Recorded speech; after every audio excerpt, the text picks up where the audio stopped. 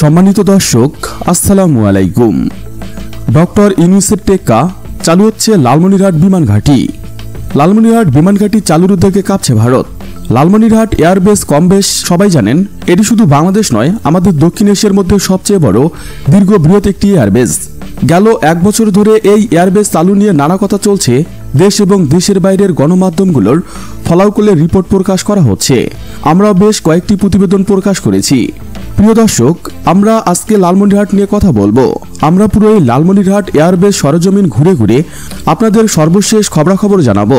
আপনারা জানেন যে বিচক্ষণের পক্ষ থেকে এই এয়ারবেস চালু করার জন্য একটি কমিটি গঠন করা হয়েছে, যেটাকে বলা হয় টেকনিক্যাল কমিটি, যারা এর মধ্যে কিন্তু কাজ শুরু করে দিয়েছে। তো পুরো প্রতিবেদন জুড়ে আমরা সর্বশেষ কিছু খবরাখবর জানাবো এবং সচিত্র প্রতিবেদন তুলে ধরব। আশা করি পুরো আয়োজনে আমাদের সাথেই থাকবেন। স্বাধীনতার পর থেকে কয়েকবার লালমনিরহাট এয়ারবেজই চালুর উদ্যোগ নেওয়া হলেও ভারতের বাধার মুখে এই বিমান ঘাঁটি চালু করতে পারেনি বাংলাদেশ। তবে এবারের বাস্তবতা একেবারেই ভিন্ন। ভারতের বাধা উপেক্ষা করে সর্বশেষে লালমনিরহাট বিমান ঘাঁটি চালু করতে যাচ্ছে বর্তমান সরকার। ডক্টর ইউনূস দায়িত্ব নেওয়ার পরপরই এই ঘাঁটি চালুর উদ্যোগের খবরে রীতিমতো নার্ভাস হয়ে উঠেছে দিল্লি। ভারতের প্রায় সব মিডিয়াতে আলোচনার সমালোচনার ঝড় উঠেছে। বারবার হুমকি দেওয়া হয় এটি চালু না করতে, এমনকি পাল্টা ব্যবস্থা নেওয়ার কথাও বলে এই দেশটি। তবুও বর্তমান সরকার দমে যায়নি। এখন দৃশ্যমান হতে শুরু করেছে ডক্টর ইউনূস সরকারের এই উদ্যোগ। বাংলাদেশ সরকার ভারতের কঠিন চাপকে পাশ কাটিয়ে এর মধ্যে টেকনিক্যাল কমিটির গঠন করে পরিষ্কার করে দিয়েছে ঘাঁটি। এবার চালু হবেই। প্রিয় দর্শক, আমরা এই এয়ারবেসটি সরজমিন পরিদর্শন করতে লালমনিরহাট যাই। বেশ কয়েকটি আপডেট সংবাদ থাকছে আজকের প্রতিবেদন জুড়ে। বেবিচকের 5 সদস্য বিশিষ্ট একটি কমিটি গঠনের খবর সহ কিভাবে কার্যক্রম পরিচালনা করা হবে সেই বিষয়টি তুলে ধরব আজ সেনাবাহিনীর পক্ষ থেকে। বলা হয়েছে দেশের স্বার্থেই এই বিমান ঘাঁটিটি চালুর সিদ্ধান্ত নেওয়া হয়েছে। লালমনিরহাটের বিমান ঘাঁটির অদপত্ত জানানোর পাশাপাশি জানাবো ভারতের দুশ্চিন্তার কারণ। কেন এই বিমান ঘাঁটি ভারতের উপর কতটা প্রভাব বিস্তার করতে পারবে বাংলাদেশ। প্রিয় দর্শক, চলুন শুরু করা যাক। তার আগে আন্তরিক অনুরোধ জানাচ্ছি চ্যানেলটি সাবস্ক্রাইব করার জন্য। লালমনিরহাটের বিশাল এই বিমান ঘাঁটির ইতিহাস আজ থেকে প্রায় 100 বছরের পুরনো। 1931 সালে ব্রিটিশ সরকারের এই বিমান ঘাঁটি নির্মাণ করেন।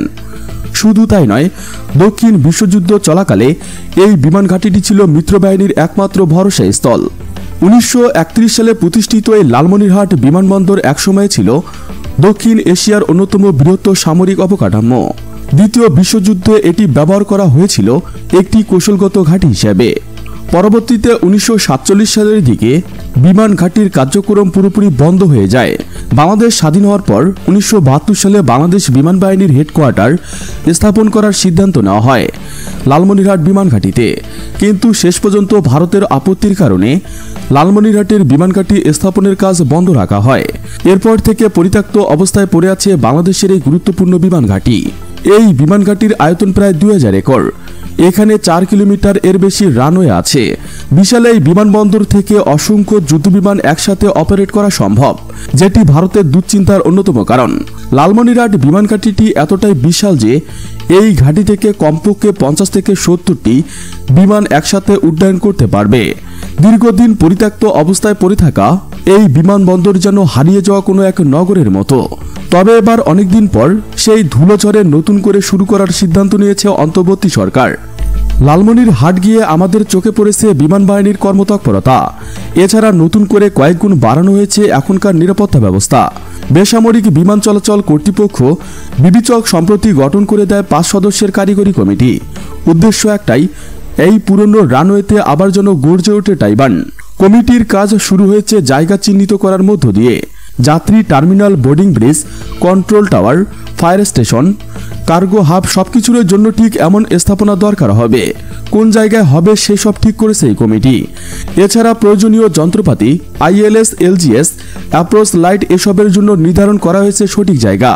প্রিয় দর্শক, আমরা যেদিন এখানে অবস্থান করেছি সেদিন বাংলাদেশ বিমান বাহিনীর শীর্ষ কর্মকর্তারা এখানকার এই এয়ারবেস পরিদর্শন করেছে।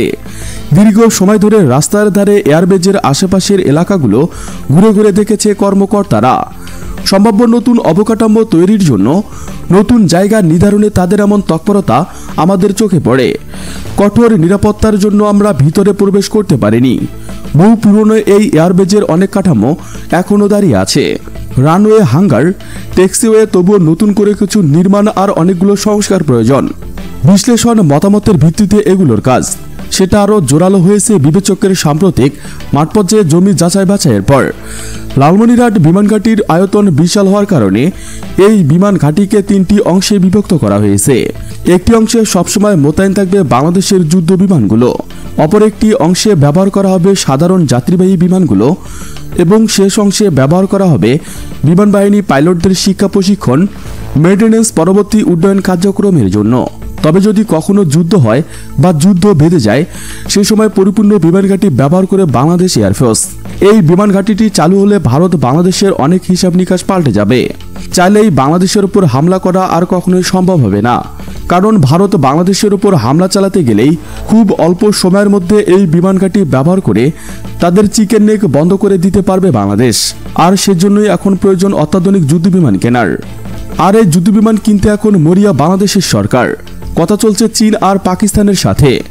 এখানেও আপত্তি দেখিয়েছে ভারত বাংলাদেশকে যুদ্ধবিমান সংগ্রহে বাধা দিচ্ছে। প্রিয় দর্শক, এই বিষয়টি নিয়ে আমরা প্রতিবেদন তৈরি করেছি। প্রিয় দর্শক, লালমনিরহাটে এভিয়েশন অ্যান্ড অ্যারোস্পেস বিশ্ববিদ্যালয় কার্যক্রম শুরু করেছে। এছাড়া বিদেশি বিমানের রক্ষণাবেক্ষণ এবং মোতায়েনের জন্য একটি কেন্দ্র হিসেবে গড়ে তোলার উদ্যোগও নেওয়া হয়েছে। লালমনিরহাটের বিমান ঘাঁটিতে সৌদি আরব, চীন, আরব আমিরাত, যুক্তরাষ্ট্র, কাতার সহ বিভিন্ন দেশ বিনিয়োগ করতে আগ্রহ প্রকাশ করেছে, কারণ এই বিমান ঘাঁটিটিকে আন্তর্জাতিক হাব হিসেবে গড়ে তুলতে চায় বাংলাদেশ। বিবেচকের কারিগরি কমিটি এর মধ্যে একাধিক সভাও করেছে। কিছু জমি এখনো বিবেচকের দখলে নেই, তবে সেটি চিহ্নিত করতে সরেজমিন পরিদর্শন করছে কমিটি। বিশেষজ্ঞদের মতে বড় ধরনের ভূমি অধিগ্রহণ করা লাগবে না। রানওয়ে, টারমাই, হ্যাঙ্গার পুনঃ সংস্কার করলে অপারেশন কাজ শুরু করা যাবে। বিবেচকের জমি সম্পর্কিত পরিদর্শন রিপোর্ট অনুযায়ী এই বিমানবন্দরে 1159 একর জমি রেকর্ডভুক্ত করেছে প্রতিরক্ষা মন্ত্রণালয়ের নামে। ভূমি করও তারাই দিচ্ছে, কিন্তু বেসামরিক বিমান চলাচলের জন্য এই জমি হস্তান্তরের প্রয়োজন আছে। সেই লক্ষ্যে দেওয়ানি আদালতে সত্য মামলা দায়ের সুপারিশ করা হয়েছে। বাংলাদেশের 7 সিস্টার্স বা পূর্বাঞ্চলের 7টি রাজ্যের আয়তন 2,62,184 বর্গ কিলোমিটার। আয়তনে বাংলাদেশের থেকেও দ্বিগুণেরও বেশি হবে। শিলিগুড়ি করিডোরের কাছে ভারতের সবচেয়ে নিকটতম দূরত্বের বিমান ঘাঁটি হচ্ছে হাসিমারা বিমান ঘাঁটি। ভারতের হাসিমারা বিমান ঘাঁটি থেকে বাংলাদেশ সীমান্তের দূরত্ব 120 কিলোমিটার। লালমনিরহাট থেকে শিলিগুড়ি করিডোরের দূরত্ব মাত্র 22 কিলোমিটার।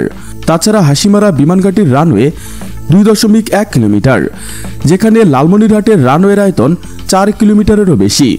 আয়তনে হাসিমারা বিমান ঘাঁটি বাংলাদেশের লালমনিরহাট বিমান ঘাঁটি থেকে দ্বিগুণেরও বড়। এই বিমান ঘাঁটিটির নির্মাণ কাজ শেষ হলে নিশ্চিতভাবেই বলা যায় কঠিন চাপে পড়বে ভারত। বিবেচকের সাবেক চেয়ারম্যান এয়ার ভাইস মার্শাল, এটি চালু হলে শুধু উত্তরাঞ্চলেই নয়, চিলমারি বন্দর, আন্তর্জাতিক বাণিজ্য এবং পর্যটনের নতুন দিগন্ত খুলে যাবে।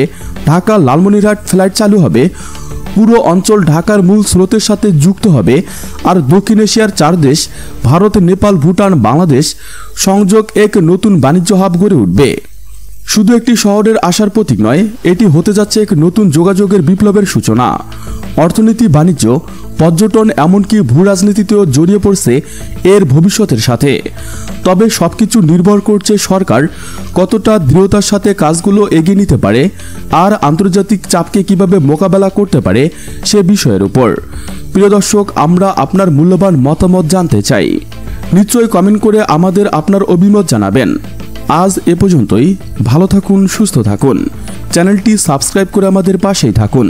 আল্লাহ হাফেজ।